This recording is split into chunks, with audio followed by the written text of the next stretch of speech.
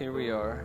So we're going to do communion today. My hope is that today's celebration, observance of communion, while it's still the same cracker and juice and everything that we typically do, it's going to tie into our message, which is kind of cool. And actually, as we were doing the music this morning, I was like, wow, the songs actually, I picked them, but as we're singing, I'm like, wow, this line and this line and this line in the song, how much of it all just works together. And so it's very cool how if you pay attention to what's going on, you can see God at work. It's pretty exciting. So we call in the Bible the Last Supper. That's probably the heading that is found in our Bibles. Matthew 26, verse 17, we call this, the title of this section of Matthew, they call it the Last Supper. And the reason we call it the Last Supper, obviously this is the last meal that Jesus is having with his disciples. What we have to understand is the Last Supper that Jesus was celebrating wasn't, hey, let's get together and have some bread and some juice or bread and wine. They were celebrating the Passover meal together. This is the last time that Jesus would celebrate the Passover meal on earth, and obviously the last time that he sat with his disciples to celebrate this. The Passover meal was celebrated by Jews every year. It was a traditional celebration that they would celebrate, just like all of the other feasts and festivals, the Feast of Tabernacles, the Feast of Booths, So the Passover feast, the Passover meal, was what they would do to commemorate or remind themselves. And so they would gather their families together, they would sit around the table, and they had a bunch of different elements. If you've ever been to a Seder meal, it's kind of the same thing. And there's all these different elements on the table that they would eat, and it wasn't like hey, let's quick grab something to eat and we're done in 15 minutes.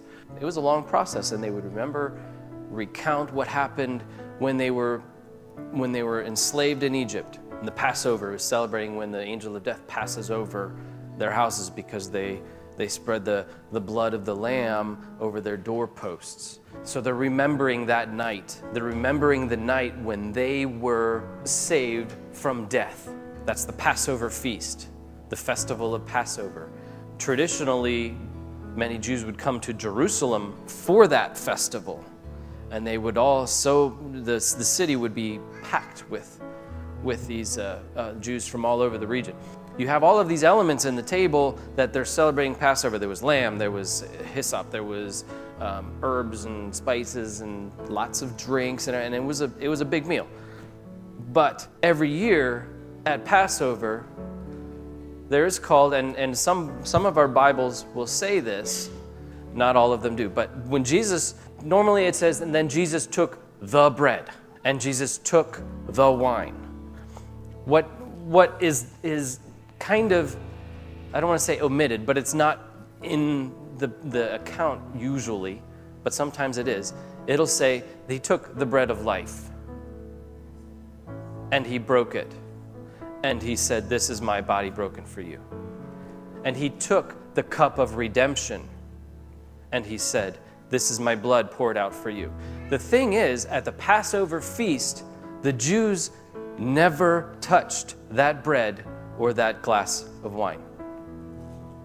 Jesus traditionally breaks traditions. And we'll talk about that a little bit later in my message too, but to think about that this morning as when Jesus, he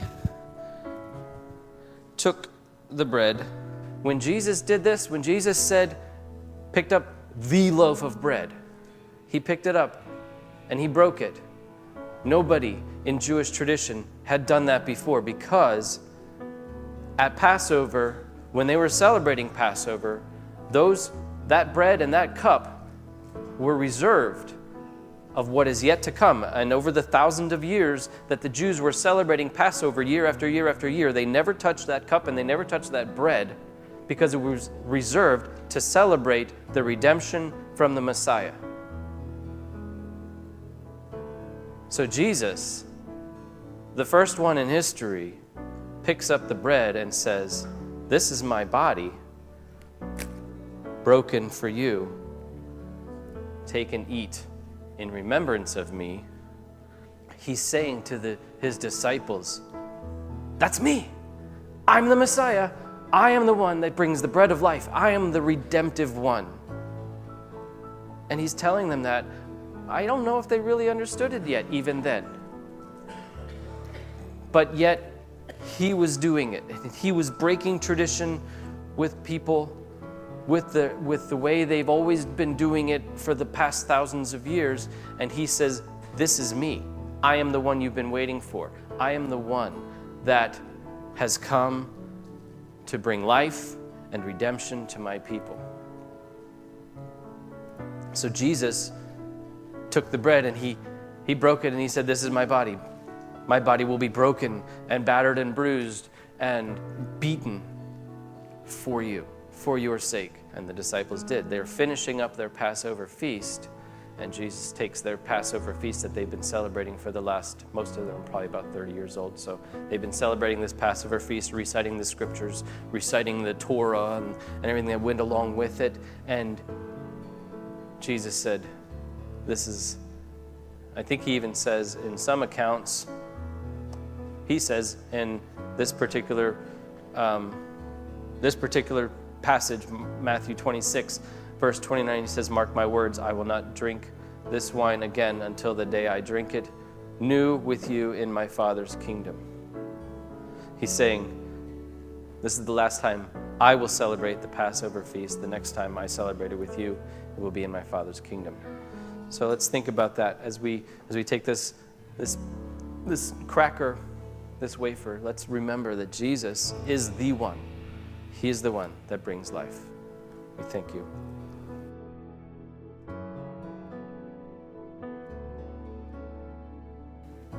And as I said, Jesus takes the cup. This was the sacred cup at the table. Folklore calls it the Holy Grail. It probably isn't. It was probably just a glass that they had, a cup that they had somewhere. Because, as you know, the disciples and Jesus, they weren't in their house or any of their homes. It wasn't their place. This was, remember when Jesus comes in the triumphal entry, what we call Palm Sunday.